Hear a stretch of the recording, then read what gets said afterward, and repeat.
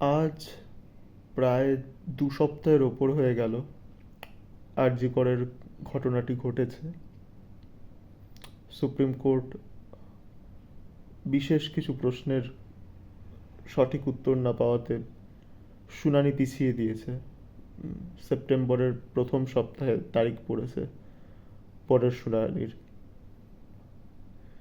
সব কিছুর মধ্যে একটা কথাই যেটা মাথায় আসে সেটা হচ্ছে সাধারণ মানুষের হতাশা। আমরা প্রায় বহুদিন বাদে, বহু বছর বাদে বলতে গেলে, আমরা সাধারণ মানুষরা দল মত, রাজনৈতিক পছন্দ নির্বিশেষে 14ই আগস্ট রাতে, মানে মধ্যরাতে আমরা রাস্তায় নেমেছিলাম। কেউ হয়তো শুরুর দিকে এতটা ভেবেও দেখেনি যে এত জনসংখ্যা হাজির হবে রাস্তায় সেই মধ্যরাতে, কিন্তু ব্যাপারটি ঘটেছিল। অনেক দিন বাদে আবার বাঙালিরা একটা কোনো ইস্যু নিয়ে প্রতিবাদ জানানোর একটা ভাষা খুঁজে পেয়েছিল।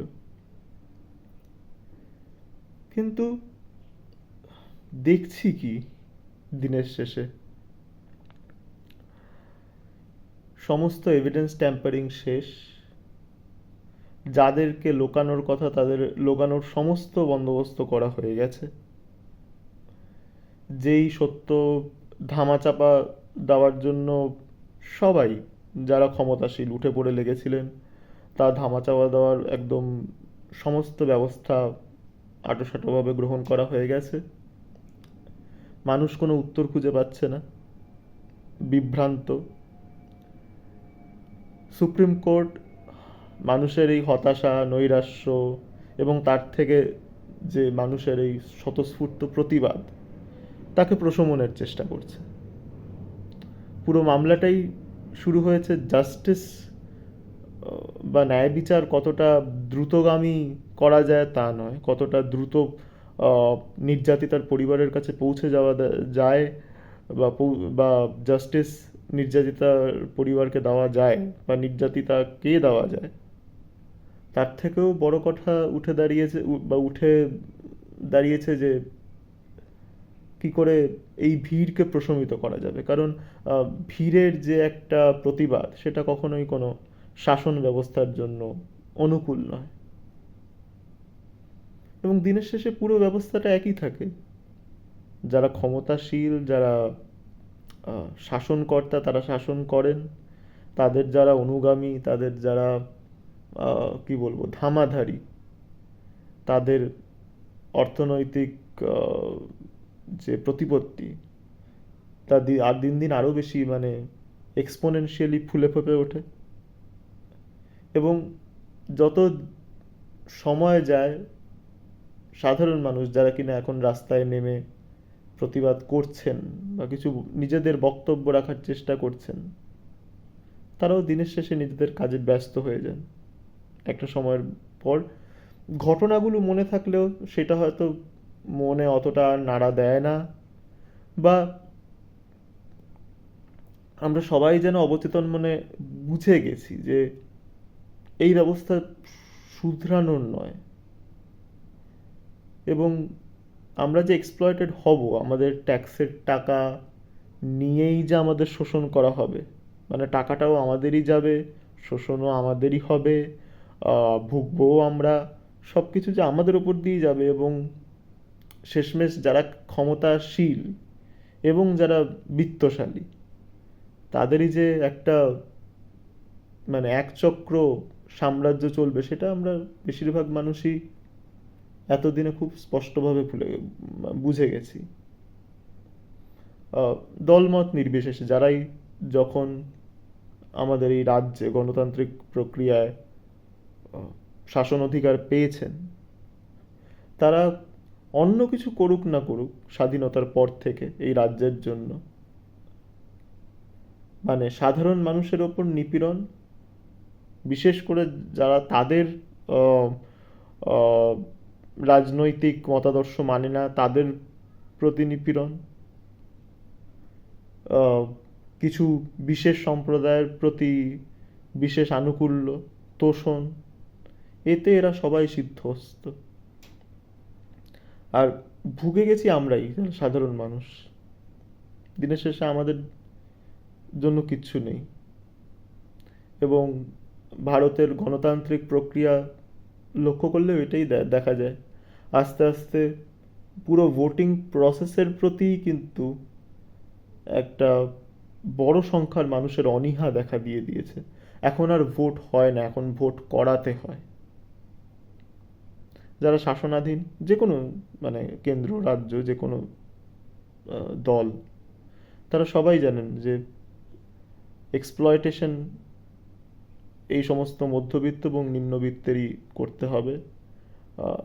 টাকা ওখান থেকেই উঠবে, শাসনও এদের ওপরেই নেমে আসবে। এবং দিন দিন অত্যাচার, বিভিন্ন অসৎ চেষ্টা, অসৎ ক্রিয়াকলাপ, ক্রিমিনাল অ্যাক্টিভিটিস নর্মালাইজড হয়ে যাচ্ছে। এবং খুব বুঝে শুনে নর্মালাইজ করে দেওয়া হচ্ছে। আমাদের ওয়েব সিরিজগুলো এখন কি বলবো, থার্ড ক্লাস বললেও মানে থার্ড ক্লাস কথাটার অপমান করা হয়। সেখানে যে যত ভালোভাবে মানে নোংরা থেকে নোংরা গালাগালি দিতে পারে তাকে তত বড় বোল্ড অ্যাক্টর বলে আমরা ধরি। যে সমস্ত গালাগালি তাও শহুরে শিক্ষিত মধ্যবিত্ত একটু পলিশ করা লোকজন রাস্তায় চেঁচিয়ে চেঁচিয়ে মানে ফ্রাস্ট্রেটেড হয়ে গেলে চেঁচিয়ে চেঁচিয়ে বলতে একটু ইতস্তত বোধ করে, তারা রাত্রিবেলা কি সন্ধ্যেবেলা টিভি স্ক্রিনে সেই সমস্ত গালাগালিগুলি একদম ভালো ভলিউমে চালিয়ে শোনে। সেটা নিউজ চ্যানেলে হোক, আমাদের ওয়েব সিরিজগুলোতে হোক, শোনে, বিশাল প্রশংসা করে যে বাহ কি কি অভিনয়, কি কন্টেন্ট। কন্টেন্ট বেচা হচ্ছে নাকি অপরাধ প্রবণতাকে আরো নর্মালাইজ করে দেওয়া হচ্ছে, আমরা একবার ভেবেও দেখি না। হথরা ত্যাগী, সে হাতুড়ি দিয়ে মানুষের মাথা ফাটাচ্ছে, তার ঘিলু বেরিয়ে যাচ্ছে, লোকজন দেখে বলছে অসাধারণ সিরিজ। হয় না এরকম, মানে ইন্ডিয়ান ফিল্ম ইন্ডাস্ট্রি বা ইন্ডিয়ান টেলিভিশনে দেখা বা ওটিটি প্ল্যাটফর্মে দেখা যায়নি এরকম অভূতপূর্ব অভিনয়। তো যেই সমাজ ক্রিমিনাল অ্যাক্টিভিটিস, বাজে গালাগালি মানে একদম নিম্ন রুচির গালাগালিকে সেলিব্রেট করে, সেই সমাজ যে ক্রিমিনাল অ্যাক্টিভিটিসগুলোকে আস্তে আস্তে নর্মালাইজ করে ফেলবে, গা শোয়া হয়ে যাবে, ও তো হয়, অত বলার কিছু নেই, সেটা তো জানা কথা। এবং এটা নর্মালাইজড হলে সব থেকে বেশি লাভবান হবেন যারা কিনা আমাদের ওপর শাসন করেন। কারণ তাহলে বিচারটা আর অত বেশি গুরুত্বপূর্ণ থাকবে না। খুব বড় কিছু হলে মানুষ কিছুদিন একটু চিৎকার চেঁচামেচি করবে, কিন্তু তাদেরকে প্রশমনেরও তো বিভিন্ন ব্যবস্থা আছে না, এবং তার মধ্যে ন্যায় বিচার অন্যতম। সেই ন্যায় বিচার চলতেই থাকবে, ততদিনে মানুষ ভুলে যাবে, বা নিজেদের কর্মব্যস্ততার জন্য আর সেই ন্যায় বিচার চাওয়ার সময়টা তাদের থাকবে না, গা শোয়া হয়ে যাবে। সব দিক থেকে আমাদের মিডিয়া বলুন, আমাদের শাসন ব্যবস্থা বলুন, টেকনোলজিকে ইউজ করে, আমাদের প্রযুক্তিকে ইউজ করে রীতিমতো আমাদের পঙ্গু করার দিকে এগিয়ে যাচ্ছে। আমরা এখন দুপা হেঁটে নিজের খাবারটুকু পর্যন্ত আনতে দ্বিধাবোধ করি, তার জন্য আমাদের ক্যাব ধরিয়ে দেওয়া হয়েছে। সব কিছুর অ্যাপ আছে, মানে রীতিমতো ভূত তাড়ানোরও অ্যাপ আছে, আমি দেখেছি